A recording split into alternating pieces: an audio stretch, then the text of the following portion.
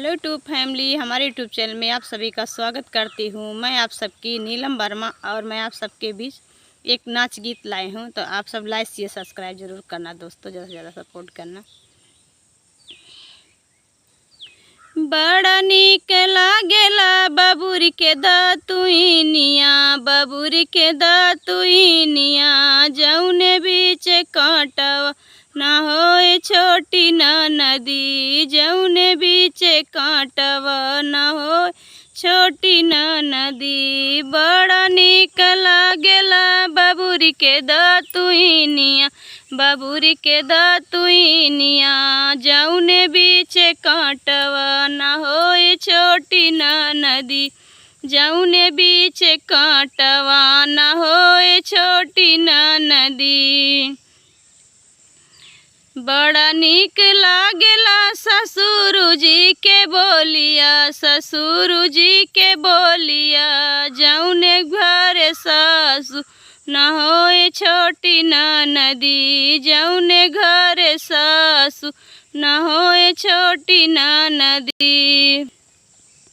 बड़ा नीक लागेला बबूरी के दतुइनिया, बबूरी के दतुइनिया, जौने बीच कांटवा ना होए छोटी ना नदी, जौने बीच कांटवा ना होए छोटी ना नदी।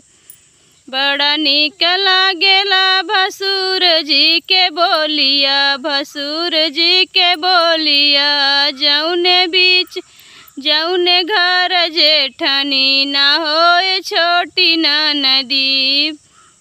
बड़ा नीक लागेला भसुर जी के बोलिया, भसुर जी के बोलिया, जौने घर जेठनी ना होए छोटी ना नदी, जौने घर जेठनी ना होए छोटी ना नदी। बड़ा नीक लागेला बबूरी के दतुइनिया, बबूरी के दतुइनिया, जौने बीच कांटवा ना होए छोटी ना नदी, जौने बीच कांटवा ना होए छोटी ना नदी। बड़ा नीक लागेला देवर जी के बोलिया, देवर जी के बोलिया, जौने घर देवरानिया ना होए छोटी ना नदी, जौने घर देवरानिया ना होए छोटी ना नदी। बड़ा नीक लागेला बबूरी के दतुइनिया, बबूरी के दतुइनिया, जौने बीच कांटवा ना होए छोटी ना नदी, जौने बीच कांटवा ना होए छोटी ना नदी। बड़ा नीक लागेला बबूरी के दतुइनिया, बबूरी के दतुइनिया, जौने बीच कांटवा ना होए छोटी ना नदी, जौने बीच कांटवा ना होए छोटी ना नदी।